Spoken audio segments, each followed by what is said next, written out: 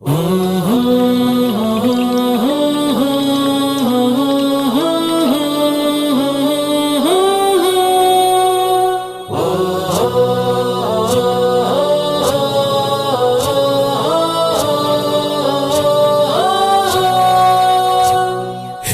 کے ساتھ چلے، جرأت کے ساتھ چلے، قوت کے ساتھ چلے، جمعیت کے ساتھ چلے، ہمت کے ساتھ چلے، جرأت کے ساتھ چلے، قوت کے ساتھ چلے، جمعیت کے ساتھ چلے، آؤ ساتھ چلے، آؤ ساتھ چلے، آؤ ساتھ چلے، آؤ ساتھ چلے، جمعیت کے جوانوں کا مستقبل روشن ہے۔ ساتھیوں السلام علیکم ورحمۃ اللہ وبرکاتہ۔ سب سے پہلے معذرت چاہتا ہوں، بہت پہلے آنے کا پروگرام تھا لیکن لیٹ ہو گئے، اور اتنی شاندار تقریب پہ میں امام جمیل زاہد بھائی اور ان کی ٹیم کو مبارکباد پیش کرتا ہوں۔ اتنا خوبصورت پروگرام ارینج کیا، اور آج کل یہ 23 دسمبر کے حوالے سے پورے پاکستان میں ماشاءاللہ جمعیت کے پروگرام چل رہے ہیں یوم تاسیس کے حوالے سے، اس طرح میں مبارکباد پیش کرتا ہوں آپ کو۔ اللہ کا شکر ہے کہ اسلامی جمعیت طلبہ سے ہمارا تعلق رہا ہے، 86 سے 94 تک ہم اسلامی جمعیت طلبہ میں رہے ہیں، اور ہمارے محترم ڈاکٹر طارق شاہ صاحب ہمارے ناظم تھے، اور جنہوں نے ہمیں رفیق بنایا۔ آج ہم میں نہیں ہے، ڈاکٹر صادق حسین قریشی صاحب اس دنیا سے چلے گئے، اور جتنے بھی ساتھی دنیا سے ہمارے جمعیت کے عوام چلے گئے ان کے لیے بھی دعا کرتے کہ اللہ تعالیٰ ان کی مغفرت فرمائے، اور جو زندہ ہے ان کو سلامت رکھے، اور ان کو اس طرح طریقہ کام کرنے کی توفیق عطا فرمائے۔ اس منصرہ سے ہمارا کوئی بہت گہرا تعلق ہے۔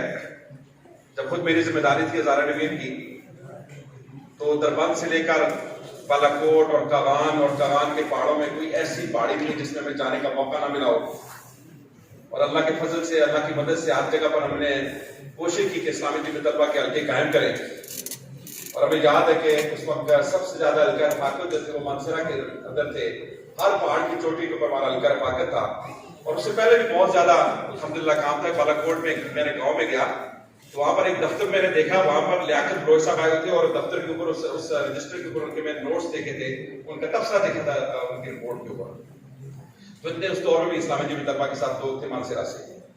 تو یہ اللہ کا بڑا شکر ہے، اور میں دعا کرتا ہوں کہ اللہ تعالیٰ اس طرح قائم و دائم رکھے۔ اس میں آپ سے یہ کہنا چاہتا ہوں کہ یہ اللہ کی بہت بڑی نعمت ہے اسلامی جمعیت طلبہ۔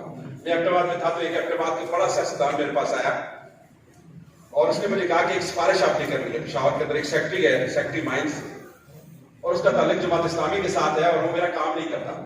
ہم نے اس کو بڑے پیسے دینے کی کوشش کی ہے، ہم نے اس پر بڑا دباؤ ڈالنے کی کوشش کی ہے، لیکن وہ کسی صورت میں نہیں مان رہا۔ تو میں نے کہا کون ہے؟ اس نے نام بتایا، تو میں نے کہا میں تو اس کو نہیں جانتا۔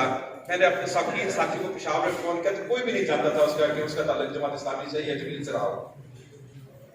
تو میں نے جب پتہ کیا تو وہ نیک انسان تھا۔ ظاہر ہے نیک انسان تو اسلامی جمعیت طلبہ سے باہر بھی ہو سکتا تھا، ہو سکتا ہے، لیکن لوگوں میں یہ تصور تھا کہ اس کا تعلق جمعیت سے رہا ہے، اور یہ اس کا تعلق جماعت اسلامی سے ہے، اس لیے وہ رشوت نہیں دیتا۔ یہ ایک بہت بڑا میسج ہے، یہ بہت بڑا کریڈٹ جمعیت کو جاتا ہے کہ کسی معاشرے کے اندر اللہ کا شکر ہے کہ ہم دیانتدار فرد کو دیکھتے ہیں، وہ سچ بولتا ہے، وہ رشوت نہیں کھاتا، وہ صحیح ڈیوٹی کرتا ہے، تو لوگ یہ تصور کرتے ہیں کہ اس کا تعلق کسی نہ کسی صورت میں اسلامی تحریک سے رہا ہو۔ یہ کریڈٹ ہے، یہ کریکٹر ہے، تو اسی کریکٹر کو ہمیں برقرار رکھنا چاہیے، آگے بڑھنا چاہیے۔ آپ صرف اسلامی جمعیت طلبہ کے کارکن بھی نہیں ہیں، آپ پولیٹیکل ورکر بھی ہیں۔ اب 18 سال سے زائد عمر کا ہر لڑکا جو ہے وہ اس پاکستان کی تقدیر بدل سکتا ہے۔ آپ دیکھ رہے ہیں کہ جو اب تبدیلی کا دعویٰ کرنے والے لوگ ہیں، ان کے ساتھ سارے نوجوان تھے۔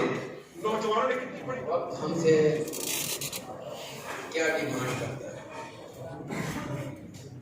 ہم نے ماضی میں کیا کیا، یہ تو ریکارڈ کا حصہ ہے اللہ رب العالمین کے پاس۔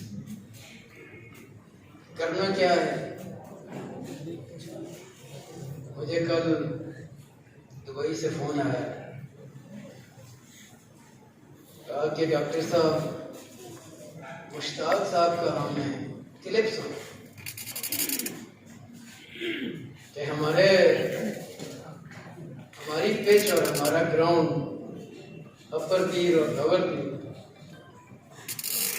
اور اپر چترال اور لور چترال، شانگلہ، سوات، بٹخیلا، آخر میں کہا کہ منظر اپنے ساتھی کو اسی رات فون کیا کہ اٹھ جاؤ، کھڑے ہو جاؤ اور کمر کس لیں اور میدان میں آ جائیں۔ سچی بات یہ ہے دوستو، پوری دنیا ہمیں دیکھ رہی ہے، ہمارے خلاف پلاننگ کر رہے ہیں۔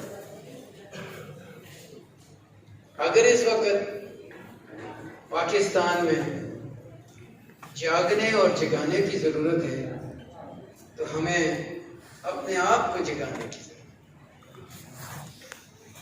یہ کیسے ممکن ہے؟ اتنے بڑے لوگ موجود ہوں، اتنی بڑی قوت موجود ہے، اتنی بڑی طاقت موجود ہے، اسلامی انقلاب کے تیر تفنگ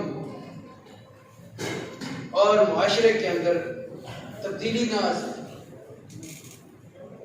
یہ ممکن نہیں ہے۔ سارے قرآن کو اور حدیث کا آپ نے مطالعہ کیا ہوا ہے، میں بتانا نہیں چاہتا آپ کو علم، پورے قرآن کو اٹھا لیں، پوری سیرت کا مطالعہ کر لیں، ہر جگہ ملتا ہے انفرو خفافا وثقالا ففروا الی اللہ وسابقوا، مقابلہ کریں، ویسرون فی الخیرات، لوگوں مسابقت کرو،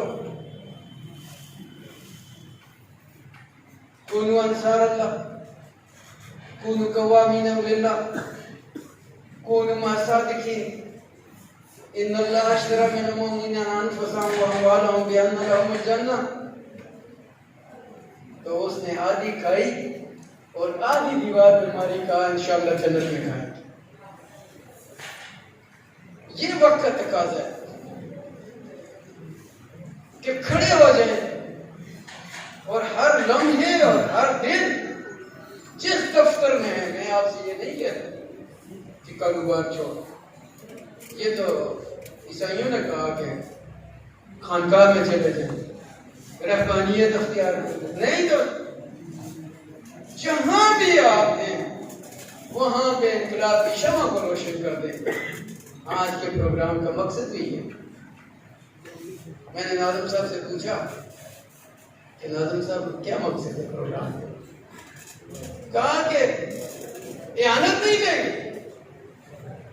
میں نے کہا بہت افسوس ہے، اعانت نہیں دیں گے، ہم نے تو ایک دوسرے کے چہرے مبارک دیکھے ہوئے، ایک ایک لاکھ لے لیں اور اسلامی انقلاب سے ڈیمانڈ کریں کہ میں نے 100 لائبریریاں پیدا کرنی ہے اور کارکن پیدا کرنی ہے ہر یونیورسٹی کے اندر۔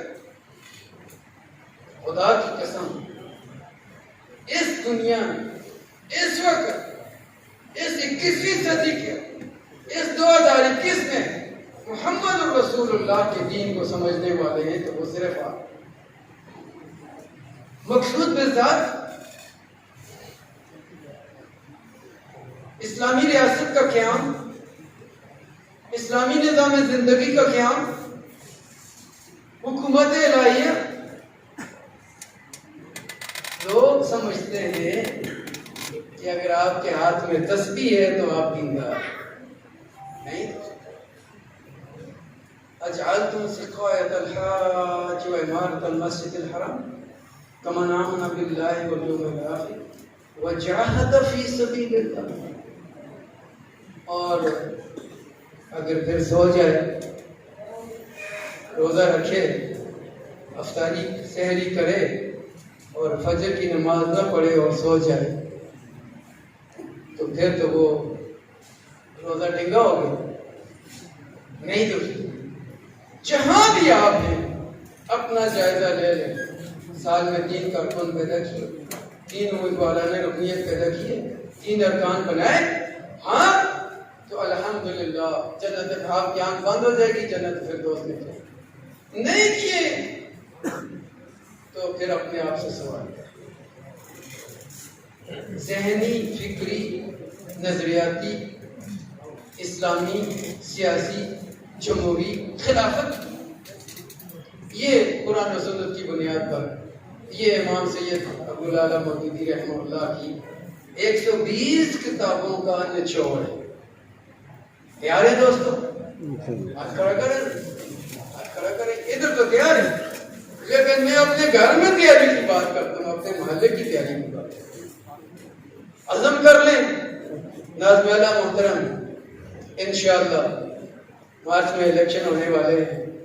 اللہ کے فضل سے انشاءاللہ آپ کو مایوس نہیں کریں گے، عید والوں کو بھی مایوس نہیں کریں گے، مشتاق خان صاحب کو بھی مایوس نہیں کریں گے، اور اسلامی انقلاب کا انشاءاللہ آغاز جس طرح سید احمد شہید اور شاہ اسماعیل شہید یہاں پہ آ گئے، ان کا قرض بھی باقی ہے.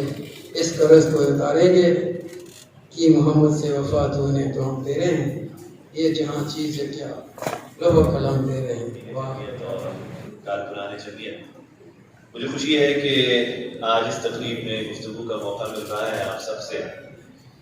الحمدللہ جمعیت اپنے 75ویں یوم تاسیس کے ساتھ 74 سال مکمل کر چکی ہے، اور اس موقع پر ہم سید ابوالعلا مودودی رحمۃ اللہ علیہ کے لیے دعا بھی کرتے ہیں کہ انہوں نے پورے عالم اسلام کے لیے اور خاص طور پہ پاکستان کے لیے جو جمعیت کی صورت میں یہ تحفہ دیا، اس تحریک کی صورت میں، یہ اللہ کا شکر ہے کہ اب بھی اپنے بہترین سفر کے ساتھ آگے بڑھ رہی ہے.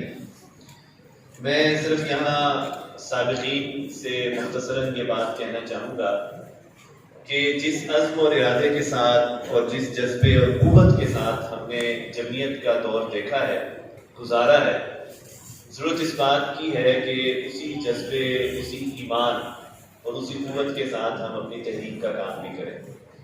یہ فلسفہ تو شاید بالکل ہی درست نہیں ہے کہ جمعیت کے بعد جماعت کا حصہ نہ بنا جائے، کیونکہ یہ تو جمعیت کی دعوت ہی سے اختلاف کرے گا کہ اگر آپ اس تحریک کا حصہ نہ بنیں. لیکن تحریک کا حصہ بننے کے بعد اسی جذبے کے ساتھ اپنے سفر کو آگے لے کے چلنا، کیونکہ یہ اس لیے ضروری ہے کہ آج کی جمعیت جو ہے وہ اپنے پرانے کارکنان اور سابقین کو دیکھ کر مستقبل کا فیصلہ کرتی ہے. کیونکہ جو عمل میں کروں گا، جو عمل سابقین کریں گے، اس کے گہرے اثرات جو ہے وہ اسلامی جمعیت سے تجربہ کروں گے. ہم اگر تحریک کا حصہ نہیں ہوں گے، تحریک کے لیے صبح و شام ایک نہیں کریں گے، دن رات ایک نہیں کریں گے، تو ہم اس وقت کے نوجوانوں کے سامنے ایسا پیغام نہیں دے سکیں گے کہ جس پیغام کا تقاضا اس تحریک کا ہے. پہلے وقتوں میں نوجوانوں کی تعداد بھی کم تھی، اب تو نصف آبادی سے زیادہ حصہ جو ہے وہ نوجوانوں پر مشتمل ہے. اس لیے مستقبل جو ہے وہ ہر حال میں نوجوانوں ہی کا ہے، لیکن ضرورت یہی ہے کہ ہم اسی جذبے کے ساتھ کام کر سکیں. دوسری بات یہ ہے کہ جمعیت کی زندگی میں جتنا دین سیکھا ہے، اس کا تقاضا یہ ہے کہ اس کو اب عملی طور پر نافذ بھی کریں، اور اس کے نفاذ کے لیے ضروری ہے کہ جن اداروں کے ساتھ ہم وابستہ ہیں، جن شعبہ جات کے ساتھ ہم وابستہ ہیں، وہاں پر مکمل ایمانداری اور نیک نیتی کے ساتھ ہم اس دین کے نفاذ کی کوشش کریں. اور اس کا ایک تقاضا اس دین کی تبلیغ بھی ہے، اور اس کا ایک تقاضا جو ہے وہ اپنے بہترین کردار سے معاشرے کو ثابت کرنا ہے کہ ہم لوگ واقعی جو کچھ سیکھ کر آئے ہیں اس کو بہتر انداز میں پیش کر سکتے ہیں.